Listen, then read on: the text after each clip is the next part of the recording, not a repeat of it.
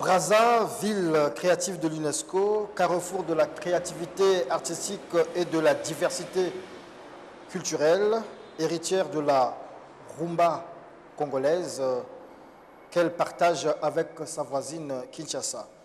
Justement, aujourd'hui, l'actualité, c'est l'inscription de la rumba congolaise sur la liste représentative.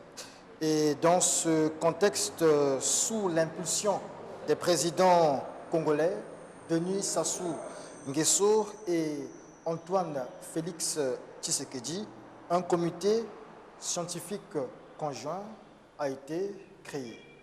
Bonjour, Monsieur Joachim Gomatete, vous êtes président du comité scientifique, mais cette fois-ci, il s'agit du comité scientifique du côté de Brazzaville. Oui, merci. Je voudrais donc préciser, comme vous venez de le souligner, que les présidents des deux Congos, leur Excellence le président Denis Sassou Nguesso et Antoine Félix Tshisekedi Tshilombo, ont décidé d'inscrire la rumba congolaise sur la liste représentative du patrimoine culturel immatériel de l'humanité. Alors, pour ce faire, chacun des deux pays a mis en place un comité scientifique. Et ces deux comités mènent des actions en commun qui sont donc supervisées sous un comité conjoint pour l'inscription de cet élément culturel sur la liste représentative. Alors, ce comité scientifique congolais, il est créé il y a à peu près un an maintenant, parce que c'est depuis octobre 2019. Il n'a pas pu être présenté au grand public pour un certain nombre de raisons. D'abord, nous avons connu 3 décès. Notre président, le premier président, Fila Mfumu Dissassa, est décédé en juin 2020. Mais avant lui, il y a Cyriaque Basoka à Paris, qui est décédé aussi. Et en août de cette même année, nous avons Mongo Slim qui est aussi décédé. Donc vous ajoutez à cela les effets pervers de la Covid-19 qui ont fait que nos activités ont été ralenties. Mais en ce qui concerne le comité, nous disons que le comité scientifique, il a des missions précises. La première des missions, c'est collecter, traiter et diffuser toute la documentation qui doit concourir à l'inscription de la rumba sur cette liste représentative. Le deuxième objectif, c'est recenser toutes les personnes ressources, c'est-à-dire les artistes, les chercheurs, les spécialistes du patrimoine culturel immatériel qui concourent à ce travail-là. Le troisième objectif, c'est le comité doit élaborer une liste qui met en place toutes les activités que le gouvernement de chacun des deux Congos est appelé à mener pour cette inscription. Et le dernier objectif, c'est évidemment la vulgarisation que le comité doit faire auprès du grand public. C'est pour cette raison-là que nous sommes donc ici. Merci beaucoup. C'est un entretien ici, on va dire, à bâton rompu autour de l'inscription de la rumba congolaise. M'accompagne pour cet exercice Armand N. Sanza, producteur de Culture sans frontières à DRTV, Valda Senval, producteur de Écouter et Juger à Radio Congo. Et donc il y a Culture sans frontières, Écouter et Juger et Studio 210. La première question, sinon la deuxième question qu'on aimerait vous poser, c'est beaucoup plus, on aimerait avoir des explications, une certaine compréhension de la notion du patrimoine. C'est quoi concrètement le patrimoine, puisque là vous avez parlé du patrimoine culturel et matériel, patrimoine de l'humanité. Mais en fait, avant tout, c'est quoi le patrimoine? Mais je crois nous avons sur le plateau, dans notre comité, des gens qui sont spécialisés dans des domaines bien précis. Et la parole est libre. En fait. Oui, et donc ce sont mes collègues qui sont spécialistes de la question qui vont vous donner les réponses adéquates. Monsieur Omer Tadi. Oui, Jean-Omer Tadi, effectivement, je suis le spécialiste de la question. De manière simpliste, parler du patrimoine, il s'agit de parler de l'héritage que nous avons reçu des anciens, que nous pratiquons maintenant et que nous transmettons aux générations futures. Ce qu'il faut dire là-dedans, c'est qu'il y a deux catégories de patrimoine. Il y a ce qu'on appelle le patrimoine culturel immobilier, dans lequel nous comptons les sites et monuments, et nous avons réussi à inscrire sur cette première liste le parc national de Ouabali-Nouki, sous le label Tri national de la Sanda, parce que nous avons en commun cette forêt avec le Cameroun, la RCA, bien entendu, nous-mêmes. Et cela, c'est par rapport à la Convention de 1972 portant sur la protection du patrimoine mondial, culturel et naturel. Pour le cas d'espèce, la Rumba donc, c'est une réponse qui a lien avec la Convention de 2003 portant sur la protection de la sauvegarde plutôt du patrimoine culturel immatériel de l'humanité. Qu'est-ce qu'on entend à ce moment-là par patrimoine culturel immatériel? Il s'agit des pratiques, des traditions rurales, des savoir-faire, des pratiques artisanales liées à l'artisanat d'art et bien entendu les arts du spectacle aussi.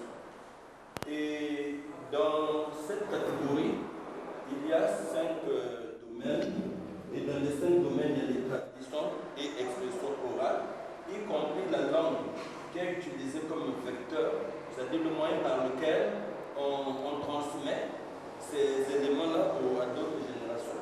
Il y a les arts du spectacle, les pratiques sociales, rituels et événements festifs, les connaissances et pratiques concernant l'univers et la nature. Là-dedans, nous pourrons prendre en exemple les faiseurs de pluie. Il y a certaines contrées, quand il n'y a pas de pluie, il y a certains sachants au niveau de ces communautés qu'il faut aller voir. Ils ont des mécanismes, des pratiques qui leur permettent de faire appel à la pluie pour le bien de tout le monde. Et il y a des savoir-faire liés à l'artisanat traditionnel. Donc voilà dans cette catégorie. Et c'est de là, en fonction des critères édictés par cette convention, que nous avons été amenés à récupérer un élément, donc la Rumba dont il est question aujourd'hui, parce que l'UNESCO fait obligation aux États partis qui ont ratifié cette convention-là de réaliser des inventaires de certains éléments qu'ils ont dans leur territoire et si possible de les amener à l'inscription au niveau du patrimoine culturel de l'humanité. Voilà, justement, M. Omer, c'est une question qui pourra intéresser également M. Moussongou. Parlons du patrimoine, c'est la Rumba dont il s'agit. Alors, on nous parle de la liste du patrimoine mondial de l'UNESCO et d'une liste du patrimoine de l'humanité. Quel est le concept approprié pour la Rumba? Je parle de 2 conventions. Lorsqu'on parle du patrimoine mondial, c'est la convention de 1972 qui est concernée. Il y a un vocable précis là-dessus. On parle de biens. Lorsqu'il s'agit de la convention de 1972 concernant la protection du patrimoine mondial culturel et naturel. Et donc les biens dont on parle, il s'agit des sites et monuments, comme je l'ai dit tout à l'heure. Maintenant, lorsqu'on parle des listes, de la liste représentative, là nous sommes dans la convention de 2003. Là-dedans, il y a même 2 listes. Il y a la liste représentative du patrimoine culturel immatériel de l'humanité pour des éléments qui ne sont pas menacés de distinction. Le cas de la Rumba qui jouit d'une viabilité, d'une vitalité parce qu'elle se pratique. Il y a même des jeunes orchestres qui, entre-temps, réagissent pour la promotion de cet élément-là. Bon, exactement, qu'est-ce qu'on dit en ce qui concerne la rumba congolaise? On dit qu'on l'inscrit sur quelle liste? Pour la rumba congolaise, il s'agit de l'inscrire sur la liste représentative patrimoine culturel immatériel de l'humanité. C'est la seule expression qui existe. Il y a une deuxième expression, mais celle-là, on l'utilise pour les éléments menacés de disparition. Nous avons réalisé pratiquement 3 inventaires. Aussi, je prends le cas du département des Plateaux. Vous allez à Lekana, à Tchambala, par rapport au tissage du raffia, vous vous rendrez compte que la taille en termes de statistiques des praticiens, ceux qui les tisseront, qui produisent le raffia, est en réduction, en extinction par rapport à la taille des populations qui portent le raffia, qui pratiquent l'élément. À ce moment-là, il y a un danger, et par rapport à ce danger, on parle d'inscription sur la liste de sauvegarde urgente. Là, c'est quand il s'agit d'un élément menacé de disparition. Il faut donc mettre en place des mécanismes qui peuvent faire transmettre aux jeunes générations pour faire que l'élément continue de vivre. On va changer de sujet, c'est-à-dire qu'on va changer un peu de chapitre pour revenir un peu sur ce que disait le président en amont. On sait que la RDC et la République du Congo sont 2 pays producteurs de la rumba au niveau de l'Afrique et puis l'autre même au niveau de l'Afrique centrale. Et chaque pays revendique d'ailleurs la paternité de la rumba. La RDC dit que c'est nous les pères de la rumba, le Congo dit la rumba a commencé chez nous avec Paul Kamba depuis les années 1950. En fait, il y a une sorte de confusion dans cette affaire. Et pour inscrire le dossier à l'inscription au niveau de l'UNESCO, les 2 pays finalement se sont accordés pour faire chemin ensemble. Alors moi j'ai envie de comprendre un peu pourquoi une inscription conjointe et non individuelle alors que chaque pays a ses réalités, voilà, a son authenticité, voilà, ses réalités musicales.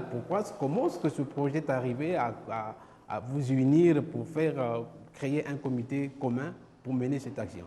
Je pense que les 2 capitales, Brazzaville et Kinshasa, ou Brazzaville et Léopoldville à l'époque, sont les 2 villes non seulement les plus rapprochées, mais où il y a une interpénétration qui s'est faite depuis très longtemps. C'est-à-dire que vous avez cette musique-là, personne ne peut la revendiquer en tant que telle.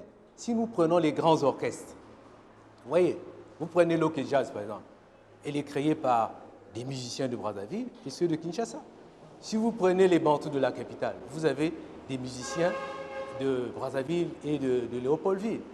Et il n'y a pas d'orchestre entre les 2 capitales qui ne soit pas véritablement intégré, qui ne se mêle véritablement pas. C'est vraiment comme les mêmes éléments qui sont en synergie. Et je pense que mes collègues qui sont à la fois aussi historiens, musicologues et autres, sont mieux placés pour montrer justement cette connexion qui a donc conduit à ce que ce soit disons, quelque chose de conjoint, de commun, et non pas... Et l'UNESCO même au départ avait souhaité que l'Angola fût même associé à cela. Donc il n'y a pas seulement que les 2 Congos, et vous avez aussi d'autres pays de la sous-région qui sont intéressés. Sur la même question, M. Charles Boutoum Kiyindou. Oui, je crois que c'est un problème aussi parfois de vocabulaire, un problème de sémantique.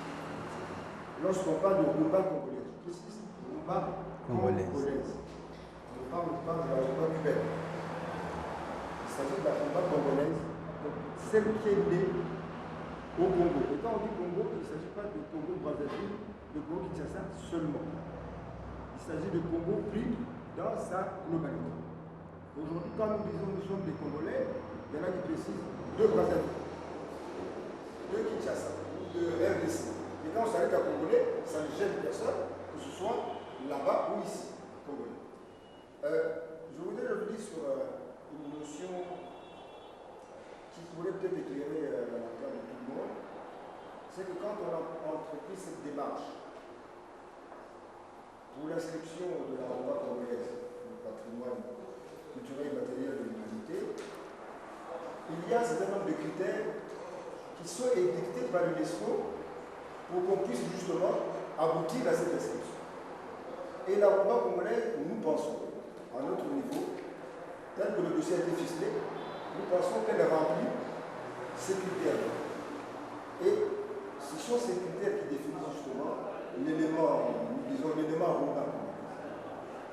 La rumba congolaise est un phénomène artistique qui associe à la fois la musique et la danse. C'est déjà ça. Ça fait déjà pratiquement un siècle depuis que la rumba congolaise existe. Donc il y a toute une histoire derrière cette musique et la danse et la compagnie. Cette rumba congolaise est née autour du Spalétou. Il y en a qui disent pour Malétou, c'est-à-dire Kinshasa et Brazzaville. L'espèce de vaste étendue d'eau qui existe entre Brazzaville et Kinshasa. Pour les Congolais, de là-bas ou d'ici, la rumba rythme le quotidien des Congolais. La rumba congolaise, c'est l'identité des Congolais. C'est le bien commun des Congolais, c'est leur patrimoine. Et cette rumba a conquis d'autres pays. Parce qu'elle est originale, parce qu'elle a de la vitalité, elle a conquis des pays d'abord aux alentours, ensuite en Afrique, sur le continent, en Europe, sur tous les continents, la rumba est connue. Parce que aujourd'hui, quand vous arrivez en Afrique de l'Ouest, on vous parle du groupe décalé en Côte d'Ivoire, mais elle est influencée par la rumba. On vous parle de l'afro-pop aujourd'hui, mais quand vous écoutez bien l'afro-pop, eh bien, le rythme, c'est la rumba. Donc, elle a influencé d'autres musiques. Nous disions tout à l'heure que les orchestres ou les musiciens d'ici et de là-bas ont travaillé ensemble, mais les individualités qui ont une stature internationale aujourd'hui, quand on les cite, on trouve parmi ces individualités-là des Congolais de là-bas et d'ici. Il faut le savoir, dès qu'on dit Wodi Musica, c'est la rumba congolaise. Dès qu'on dit Kofi Olomide, Fali Pouba, Roga, c'est la rumba congolaise. Et donc, ce qui fait que cette espèce de. Vous parlez de spécificité. La rumba congolaise, elle est spécifiquement congolaise. Je ne dis pas spécifiquement congolais, Brazzaville ou Congo, elle est spécifiquement Congolo-congolaise. Alors, lorsque l'UNESCO accepte notre dossier, ça veut tout simplement dire quelque part que le travail était bien fait. Maintenant, je voudrais revenir un peu. Quels sont les critères qui définissent justement cette inscription? C'est quoi les critères? Les critères, il y en a 5. Le premier critère, le conseiller Tadi a parlé des 5 registres du patrimoine. C'est-à-dire qu'il faut démontrer avec grandeur que l'élément fait partie de l'un des domaines. Il y a 5 domaines. Il a parlé des arts du spectacle, il a parlé des traditions orales avec les langues comme vecteurs, etc. Il faut démontrer. Donc, premier critère, démontrer que la rumba, enfin, l'élément en général, satisfait à au moins un critère. Au moins, dès que l'élément satisfait à un seul critère, il est éligible, enfin, il est inscriptible au niveau de l'UNESCO. C'est-à-dire que dans le processus, il y a entre autres les inventaires, dans tout ce qui se fait, les communautés ont participé. Troisième élément, il faut avoir réalisé des inventaires, un ou plusieurs inventaires. Mais dès que vous avez fait un seul inventaire, c'est déjà bien. On peut remettre à jour l'inventaire. Il y a aussi un critère, celui-là concerne les mesures de sauvegarde. Donc, vous allez inscrire la rumba congolaise au patrimoine sur la liste représentative du patrimoine culturel et immatériel, c'est bien. Mais quelles sont les mesures que vous avez préconisées? Il faut prouver, il faut démontrer, il faut les lister, non seulement les lister, mais qu'il y ait une certaine faisabilité de ces mesures, que ce ne soit pas seulement de la théorie.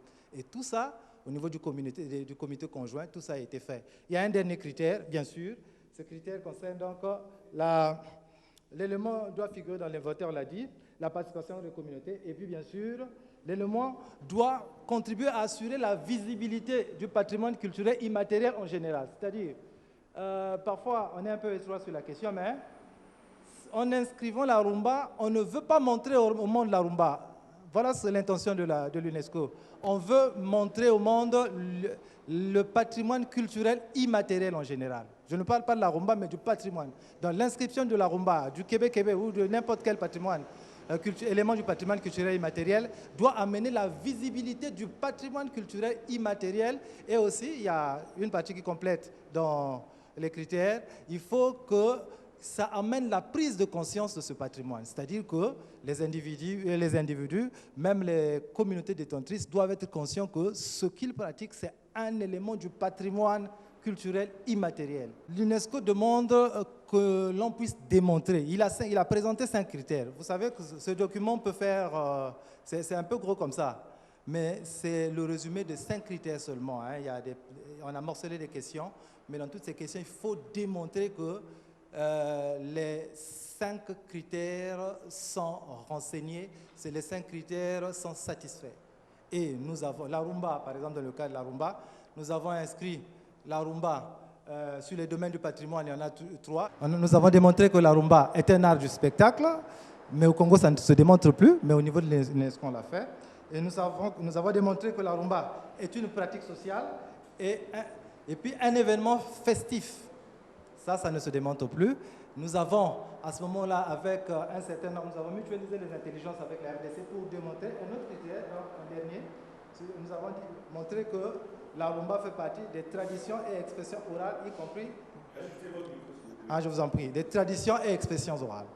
Parce que aujourd'hui, la rumba au Congo, dans les 2 Congos, et l'Angola est un peu dans la sous-région, est presque arrivée au niveau d'une institution.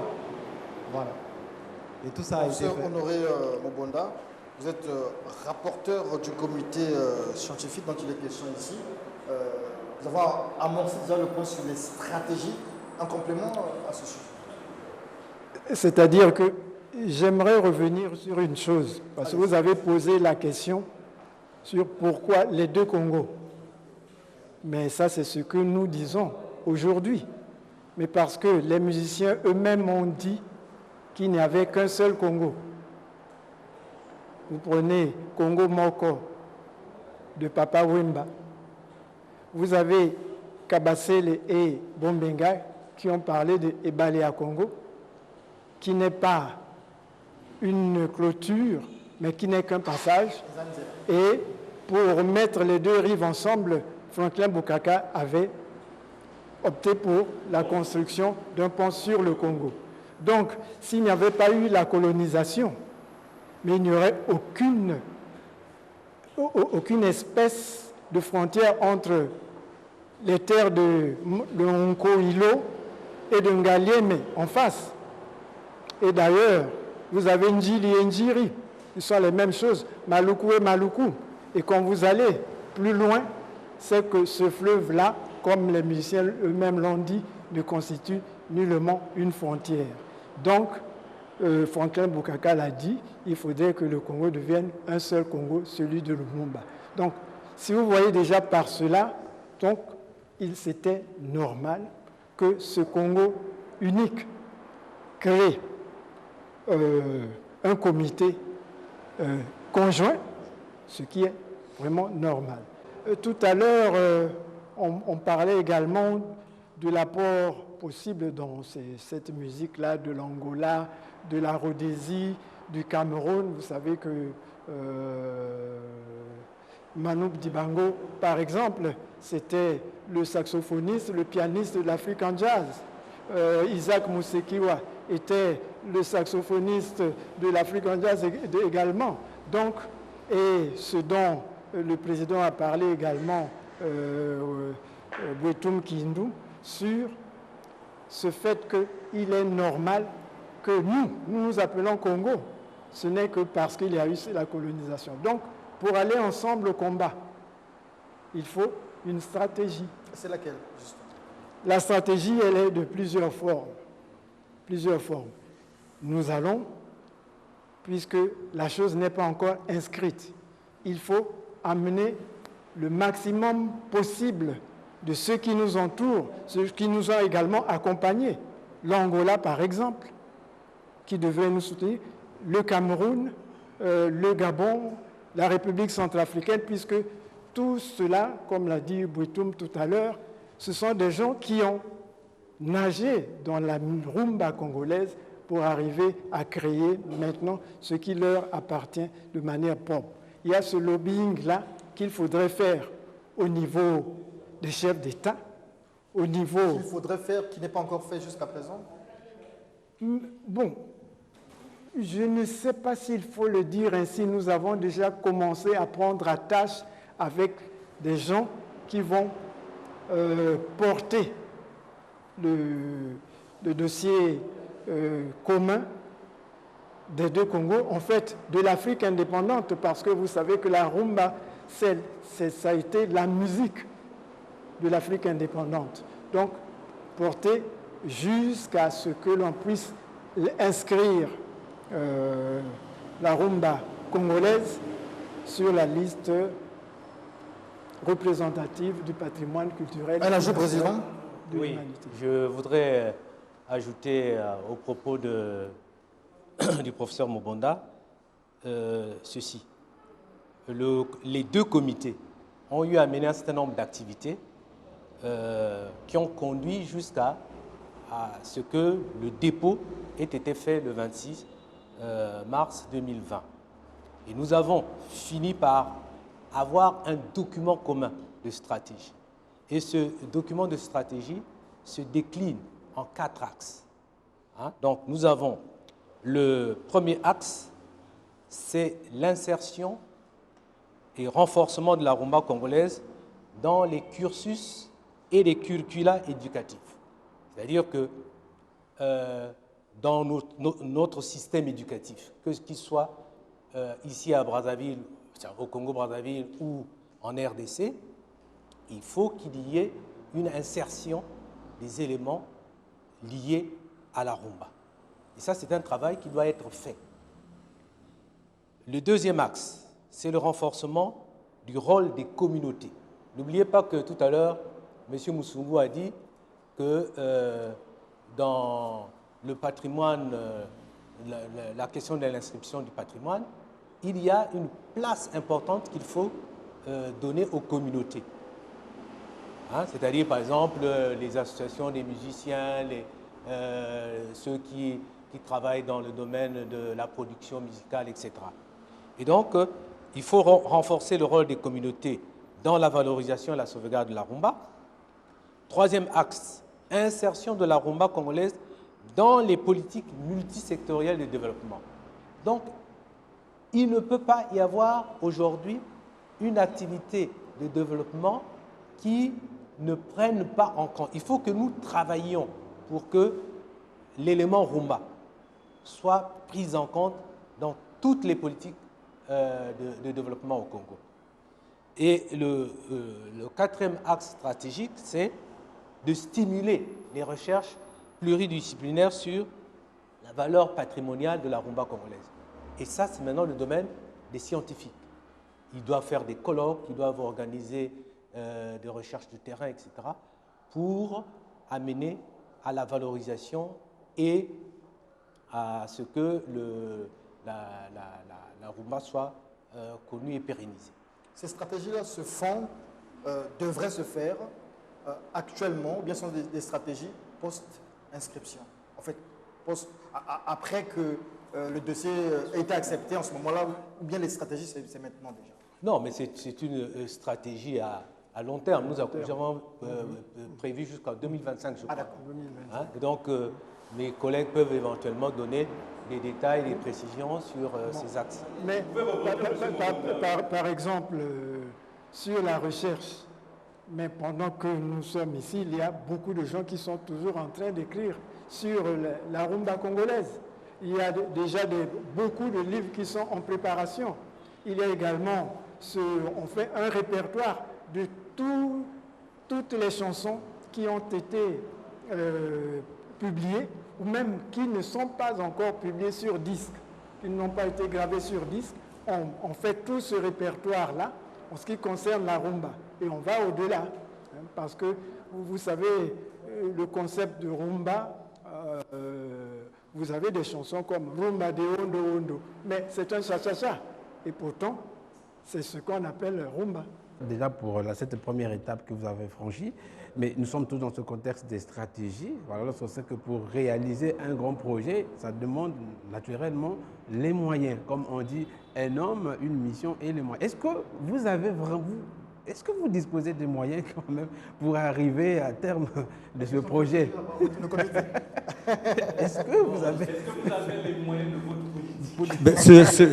Sur cette question, ce matin, j'ai eu à travailler avec notre DEP sur cette question, mais tout cela est en relation avec le document de stratégie qui a été produit. Tout est là-dedans. Parce que même au niveau du budget, il y a une ligne qui a été prévue pour cela. D'ailleurs, d'ici là, on va avoir un échange avec les personnes concernées pour arriver à les convaincre. Donc, il y a des démarches qui se mènent dans ce sens-là. La question vous a fait sourire un moment. Président. Bon, vous savez, comme on a l'habitude de dire au Congo qu'il faut des hommes, il faut des moyens, c'est une action que nous menons et qui est assez onéreuse parce que l'inscription et ce qui va venir après, on vous a dit la stratégie va courir sur environ 4-5 ans. Alors, sur 4-5 ans, il faut c'est des investissements colossaux qui vont à la longue rapporter. Parce qu'on prévoit là, par exemple, des circuits touristiques de la Rumba, mais il faut le faire. On ne le fait pas seulement en écrivant sur des bouts de papier. Et donc, il y a tout un ensemble de choses qui doivent être faites. Et pour cela, il faut nécessairement de moyens. Il faut que ces différents éléments qui sont dans la stratégie, le document stratégique conjoint des deux pays, soient financés par les États. Ce sont les États qui font. Ce sont. Oui. Spécifiquement les États. Oui, c'est-à-dire que d'abord, c'est les États. Hein? Le développement dans tous les pays du monde, le développement, c'est d'abord l'État. Ce n'est jamais les privés qui se préoccupent du développement d'un pays. C'est d'abord l'État. Donc, l'État doit mettre les moyens parce que cette politique-là, nous l'avions dit tout à l'heure dans un des axes que ça doit être inscrit, la Rumba doit être inscrite dans toutes les politiques multisectorielles de développement des deux pays. Monsieur Moussou, vous voudrez enchaîner? Je voulais juste compléter le verbe du président, bien sûr, le verbe Oponda également. Ces stratégies, nous ne les élaborons pas de notre propre chef, mais cette stratégie plutôt prend appui sur la Convention de 2003 qui, en ses articles 13 et 14, enjoignent aux États parties d'élaborer des mesures de sauvegarde. Et ce sont ces mesures de sauvegarde-là, pérenniser au niveau de l'éducation, faire ce qu'on est en train de faire, la communication sur le patrimoine, qui sera inscrit ou à inscrire. Donc ce n'est pas, il faut comprendre cela. Donc s'il y a lieu de mettre les moyens, c'est maintenant qu'on devrait mettre les moyens, parce que ça relève de la Convention de 2003. D'accord. Alors avec Armand Nsanza et Valda Saint-Val, on se posait des questions par rapport aux interrogations du peuple. Les gens se demandent ici et là, Armand, Valda, c'est quoi cette histoire d'inscription de la Rumba? Ça apporte quoi au Congo? Qu'est-ce que ça va changer? C'est de l'argent qu'on va encore jeter quelque part? Y a-t-il des avantages pour... Quel est l'intérêt pour le peuple dans ça? À l'UNESCO, il y a un bottin où sont inscrites toutes les réalisations des peuples du monde. Mais à travers la Rumba, la partie immatérielle, nous aurons au moins cette inscription-là en disant que voici ce que les peuples qui vivent le long des rives du fleuve Congo et au-delà ont apporté à l'humanité, puisque d'autres pays se sont accaparés cette musique-là, l'ont développée, l'ont adaptée à leurs terroirs respectifs et en ont fait des choses qui les caractérisent. Donc, la première chose, c'est d'abord ça, ce que nous aurons contribué à la civilisation de l'universel. Le conseiller t'a dit, et juste après, le président aura le mot de fin. Oui, ce qu'on peut ajouter là-dessus, la rumba peut nous apporter une plus-value par rapport à notre économie parce que c'est un domaine qui permettra à certaines personnes de bénéficier d'entrées financières. Nous parlons là des industries culturelles et créatives. Hein, mais la rumba sera l'occasion de promouvoir une série d'activités. Les producteurs, par exemple, ça leur permettra d'avoir de la matière. Dès que ça aura, de tel que ça aura été vulgarisé, et ça débouchera vers la création des lieux d'expression de la rumba, les bars qui, entre-temps, ont commencé à disparaître au profit des VIP, mais les bars pourront ressurgir et générer là des entrées. En ce qui concerne le domaine de la ressource, mais ça pourra faire aussi que des chercheurs se dirigent en direction des deux Congos pour voir comment se pratique cet élément-là. Parce qu'après, il y aura des festivals autour. Dans le document de stratégie, nous avons prévu l'organisation des festivals dans les deux pays. C'est dédié à la rumba. Ça, c'est déjà là. C'est dans nos stratégies, ça a été prévu. Donc ça fera que des gens viennent et que ça fasse des entrées. Il y a des gens curieux qui se diront que la RDC et le Congo ce sont désormais des destinations touristiques en ce qui concerne le domaine de la musique et particulièrement pour y découvrir, y déguster la rumba. Président, oui. Ce sera le mot de fin. Oui, je voudrais dire à tous ceux qui nous écoutent que inscrire cet élément de notre patrimoine qu'est la rumba, l'inscrire donc sur cette liste représentative, nous acquérons par là un label. Et le label UNESCO, c'est une visibilité mondiale. Hein? Donc, il n'y a rien qui puisse être plus visible qu'une institution des Nations Unies. Et donc, nous allons être au même diapason que certaines nations comme Cuba, qui ont déjà inscrit la rumba cubaine. Hein? Nous aurons comme la Jamaïque.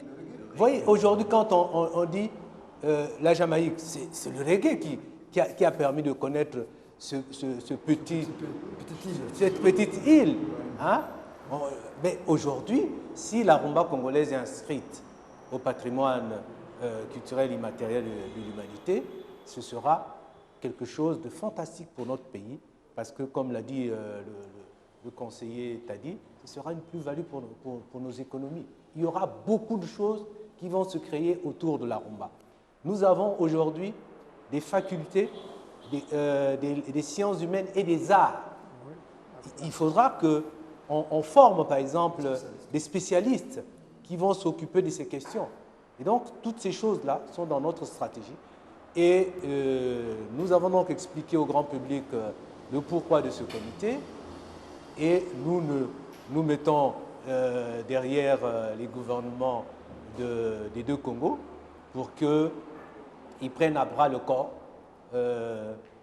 toutes les choses qui sont placées dans le document de stratégie pour que non seulement la rumba soit inscrite, mais que nous arrivions à la sauvegarder et à la pérenniser. Merci beaucoup, Président. Armand Nsanza de Culture Sans Frontières d'IRTV, Valda Saint-Val, écoutez, jugez Radio Congo, et moi-même du studio 210, vous disons merci et nous restons à l'attente parce que nous savons qu'il faut vulgariser, il faut accompagner les stratégies. Donc, on attend certainement un prochain numéro. Voilà. On vous dit merci. Merci beaucoup.